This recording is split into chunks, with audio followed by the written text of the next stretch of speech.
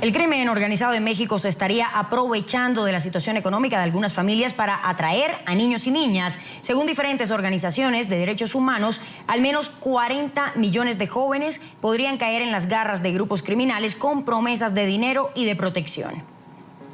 En México, cientos de niños son cooptados por el crimen organizado, por la falta de oportunidades y tener carencias como la alimentaria, de vivienda, de educación y de salud, entre otras.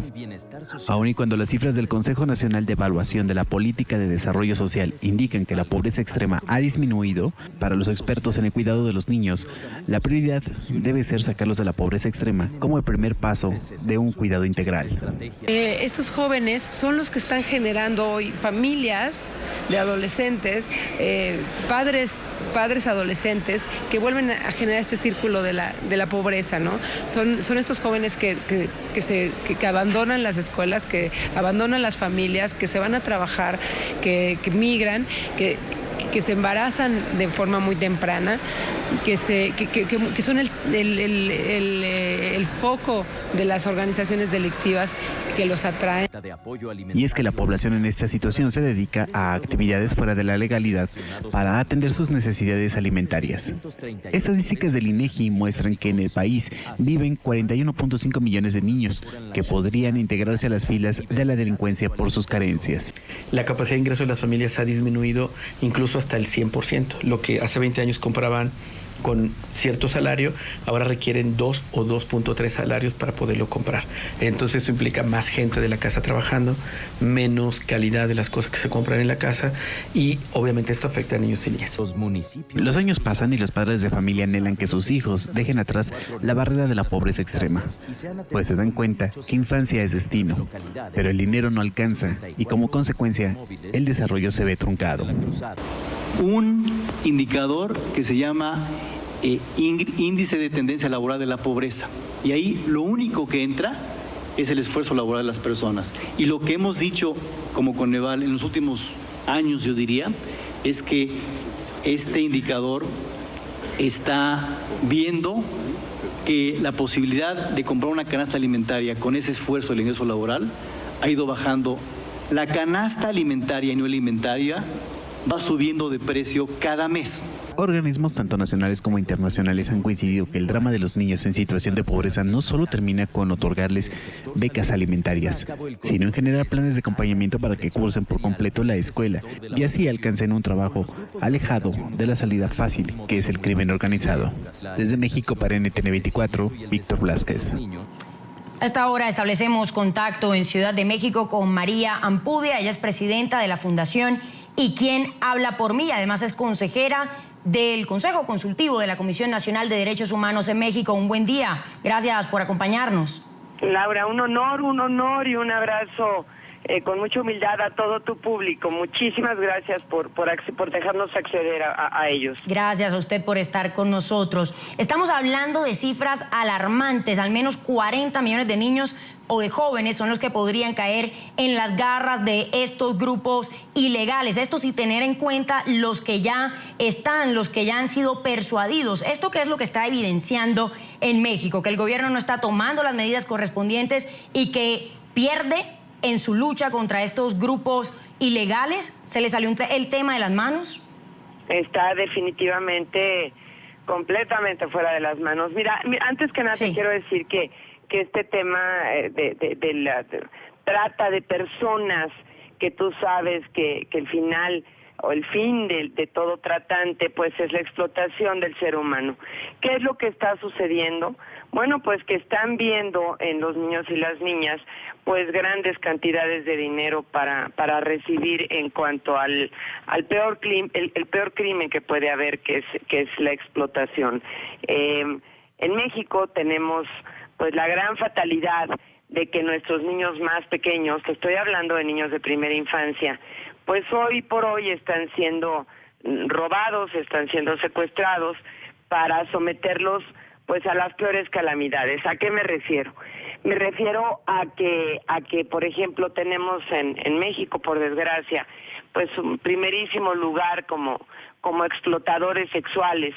Tenemos también un lugar pues bastante elevado, digamos, entre primero y segundo como explotadores turísticos también, o sea, vienen de todas partes del mundo a abusar de nuestros niños, y todo esto tiene que ver con esto que decías de la pobreza. Sí, estoy de acuerdo, pero hay muchos niños que son robados y que tienen que ser sometidos a estas situaciones. No sé, también si tú sepas, Laura, que estamos ofreciéndole al mundo mucho elemento en cuanto a pornografía, entonces también nuestros niños y niñas son sometidos a actos violentos de pornografía, y en fin, yo me puedo ir ahí a una elevada cantidad de situaciones penosas y aberrantes que está viviendo nuestra infancia.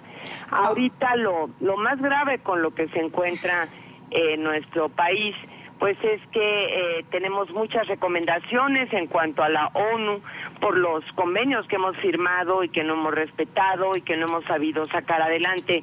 Pero bueno, esto no nada más sucede en México, sino también en América Latina, en Colombia, en Guatemala, en El Salvador, que la situación tampoco es fácil, es compleja, y la fundación se refiere específicamente a los niños mexicanos por ser la fundación mexicana, pero en este momento ya estamos dando el brinco a la internacionalmente hablando. Vamos a Colombia, vamos a Medellín a dar una conferencia magna en un evento internacional para hablar de esto específicamente, lo que está sucediendo con los niños y niñas de primera infancia.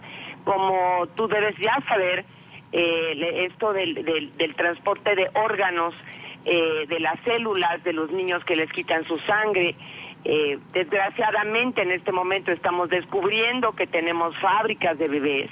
Hasta ese grado estamos llegando. Estos niños también son expuestos para deportarlos de los países y hacer con ellos adopciones ilegales, ¿no? Sí, son situaciones aberrantes las que usted describe, pero mencionaba cierto tipo de recomendaciones. En el caso mexicano específicamente, ¿qué pasa con ellas? Es decir, ¿el Estado hace caso omiso de ese tipo de recomendaciones que se hacen a nivel internacional? Mira, tenemos una gran ventaja en una entre tantas malas, ¿no? En diciembre del año pasado, ya la Cámara de Senadores, junto con la Cámara de Diputados, que llevaron un trabajo firme y con grandes ventajas, sacaron adelante la ley preferente que el presidente Peña saca en el mes de septiembre. Esto es, organismos civiles, organizaciones internacionales, incluso vinieron a México a tratar de hacer una ley que, bueno, no es la mejor ley del mundo, pero sí por lo menos es una ley que les cambia la vida en un 80% a los niños mexicanos. Con esta ley se va a Suiza, a estas juntas internacionales que se tiene que ver específicamente con la ONU y con otros organismos internacionales, y venimos de regreso. Desgraciadamente, pues así lo sentí yo, muy humillados, porque hubo muchas preguntas a las que no supimos darles respuesta. La idea es, por supuesto, que en escaso mes y medio vamos a tener que regresar para contestar a las recomendaciones que se nos hizo internacionalmente. Mira, estos temas, desgraciadamente, no estaban puestos en las mesas de gente que podía hacer los cambios. Ya están. Hoy por hoy ya están. Se han hecho muchísimas cosas para cambiar esto, pero hasta hoy no ha sido suficiente. Yo creo que nos vamos a llevar un buen tiempo. Estoy calculando en años, si tú me permites calcular, entre 4 o 5 años, para poder realmente dar respuestas sensatas. No es que de un día para mañana podamos hacer maravillas, ¿no? Digo, estamos hablando de seres humanos y estamos hablando, pues, de criminales que están muy bien organizados. Claro, señora Ampudia. No es lo mismo que la organización civil. Estos ya tienen precisamente sus caminos muy bien puestos, y estamos hablando de muchas cantidades de dinero que se ganan con situaciones aberrantes, ¿no? Sí. Entonces, definitivamente se está trabajando, se está haciendo muchísimo en cuestiones internacionales, sobre todo con América Latina. Ya se tienen los contactos. Y esperemos que eso pueda trascender. Muchísimas gracias por habernos acompañado, María Ampudia, presidenta de la Fundación, y quien habla por mí, quien nos atendió desde México. Un buen día.